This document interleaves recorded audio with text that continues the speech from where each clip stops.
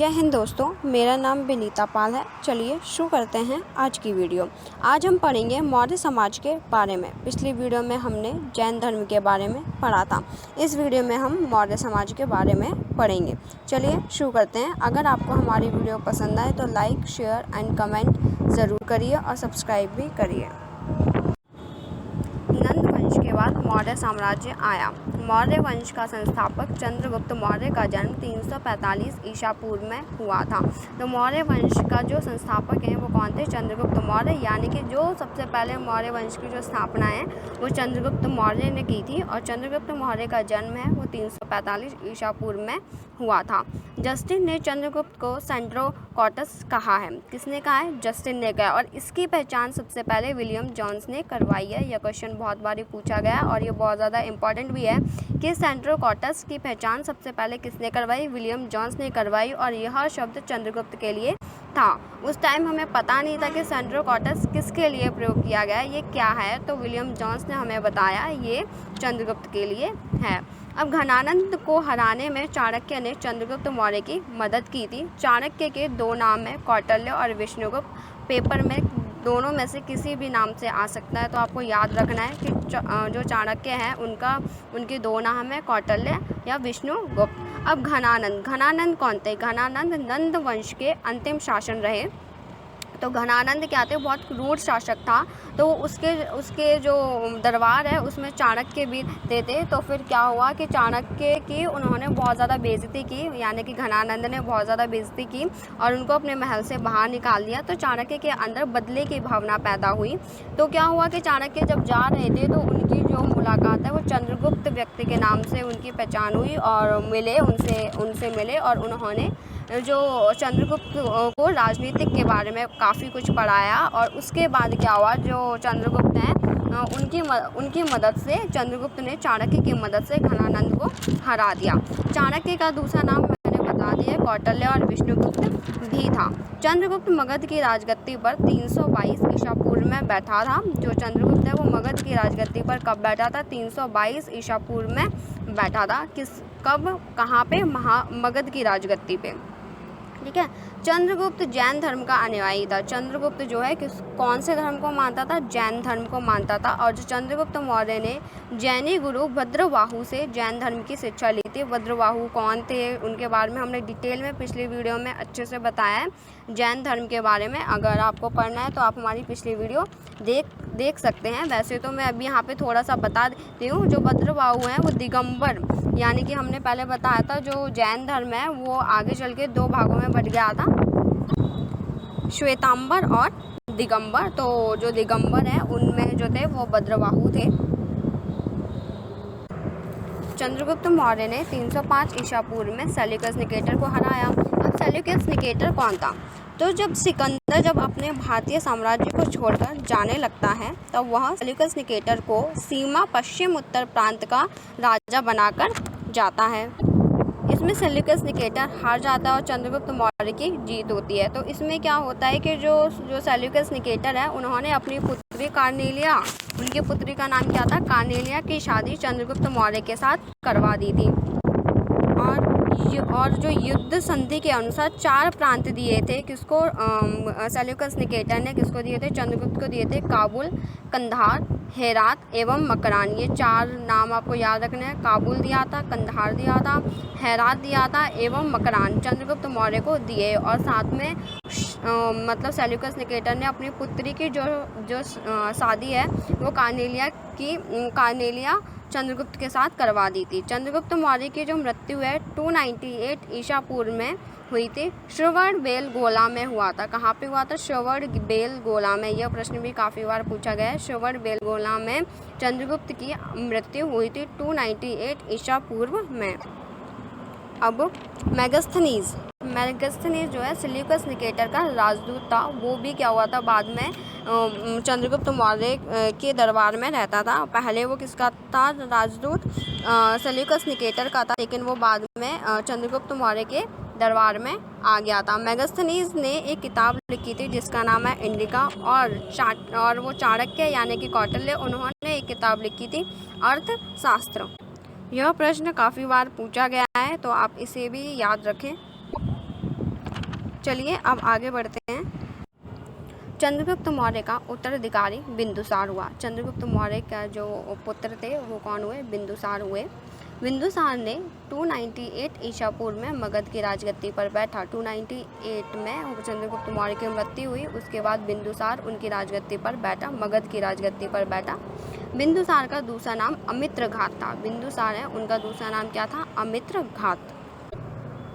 अमित्रघात का मतलब शत्रु विनाशक, यानी अमित्रघात का मतलब क्या होता है? शत्रु विनाशक। सीरियन नरेश एंटियोकस ने बिंदुसार के दरबार में डाइमेकस नामक राजदूत भेजा। वैसे उसी तरह ही भेजा जैसे कि मेगास्थनीज सिल्यूकस निकेटर का राजदूत था, लेकिन वो बाद में चंद्रगुप्त मौर्य के दरबार में आ गया था। वैसे ही उसी तरह यहाँ पे भी सेम वही हुआ। सीरियन नरेश एंटियोकस ने बिंदुसार के दरबार में डाइमेकस नामक राजदूत भेजा। जैन धर्म में बिंदु को सिंहसेन कहा गया है। किस धर्म में कहा गया है? जैन धर्म में। बिंदुसार को क्या कहा गया है? सिंहसेन कहा गया है। इसको अच्छे से ध्यान में रखें, ये भी कई बार पूछा गया है। बिंदुसार के शासनकाल में तक्षशिला में हुए 2 विद्रोह का वर्णन हुआ था। अभी तक्षशिला कहाँ पे है? पाकिस्तान में है। तक्षशिला में हुए 2 विद्रोहों का वर्णन है। इस विद्रोह को दबाने के लिए बिंदुसार ने पहले सुसीम को और फिर बाद में अशोक को भेजा। सुसीम को जब भेजा तो जब वहाँ पे युद्ध में गए जब सुसीम, तो वहाँ पे उनकी हार हो गई थी। उसके बाद अशोक को भेजा, तो अशोक वहाँ से जीत करके आ गए थे। तो माना तभी अशोक के बारे में काफ़ी कुछ कहा गया है कि अशोक मतलब राजगद्दी संभाल सकता है, ऐसे उनके बारे में कहा गया। तो बिंदुसार ने शासनकाल में तक्षशिला में हुए 2 विद्रोह का वर्णन है। इस विद्रोह को दबाने के लिए बिंदुसार ने पहले सुसीम को और बाद में अशोक को भेजा। क्यों भेजा वो मैंने बता दिया, क्योंकि जो सुसीम है उनकी हार हो गई थी और अशोक जीत गए थे बाद में। बिंदुसार ने सीरिया के शासक एंटियोकस से मदिरा, सूखे अंजीर एवं एक दार्शनिक भेजने की प्रार्थना की थी। बिंदुसार व्यापार भी करते थे बाहर के विदेशों से, तो वहाँ के जो सीरिया के जो शासक थे, कौन थे? एंटियोकस से उन्होंने क्या क्या मंगाया था? 3 चीज़ें मंगाई थी, मदिरा, सूखे अंजीर एवं एक दार्शनिक भेजने की प्रार्थना की थी। लेकिन लगभग ऐसा माना जाता है कि वहाँ से सिर्फ 2 ही चीज़ें आई थी, मदिरा और सूखे अंजीर, लेकिन दार्शनिक नहीं आया था। ऐसा इसलिए क्योंकि वहाँ के जो शासक हैं उनका कहना था कि जो हम दार्शनिक नहीं भेज सकते, ऐसे उनकी परंपरा है, लेकिन उन्होंने मदिरा और सूखे अंजीर भेज दिए थे।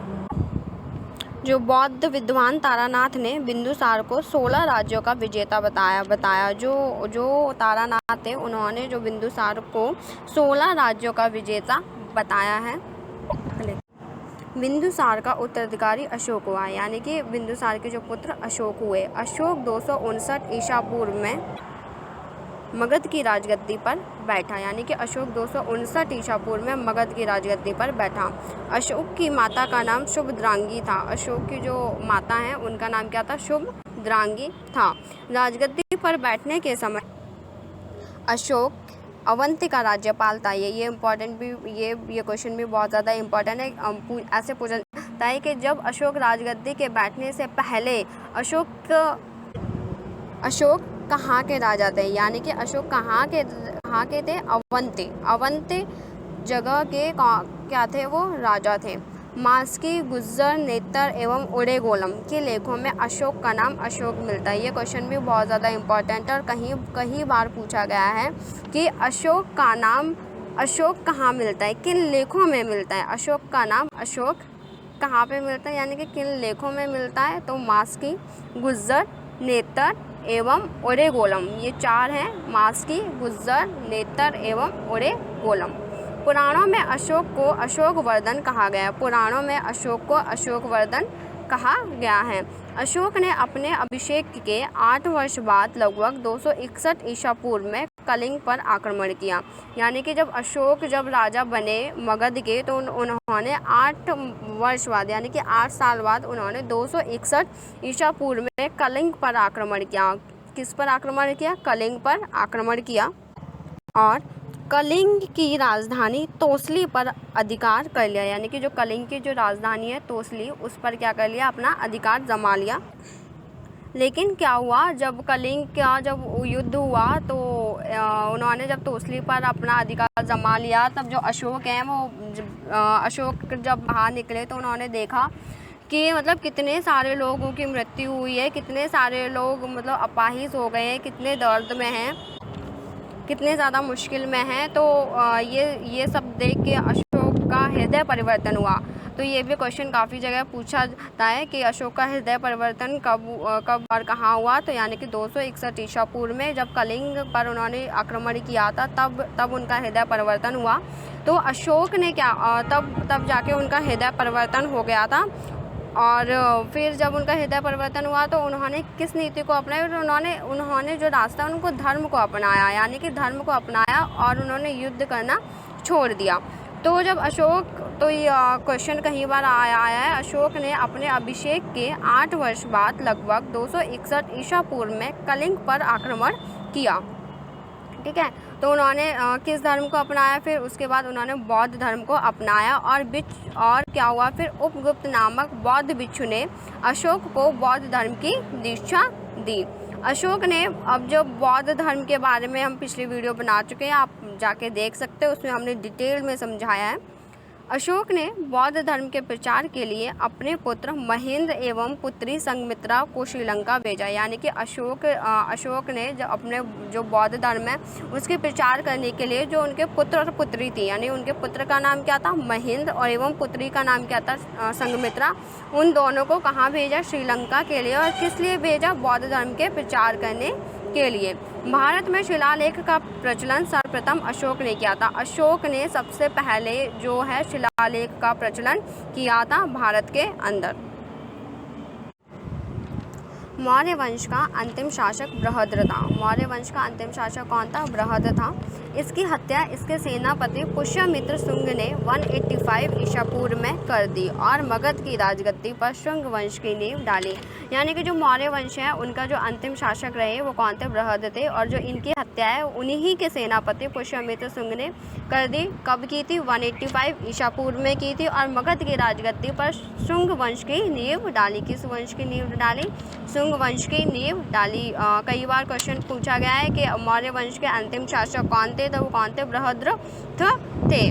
तो ये कई बार प्रश्न पूछा गया है, तो आप इनको याद रखें। और बृहद्र की जो मृत्यु है वो किसने की थी, पुष्यमित्र शुंग ने की थी।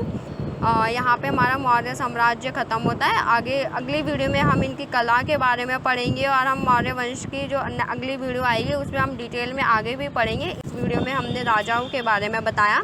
नेक्स्ट वीडियो में हम उनकी जो कैसे उन्होंने शासन चलाया, उनकी नीतियाँ क्या थी, उनके कला क्या थे, उनके बारे में हम पढ़ेंगे। अगर आपको हमारी वीडियो अच्छी लगे तो आप हमारी वीडियो को लाइक एंड सब्सक्राइब ज़रूर करिए। धन्यवाद।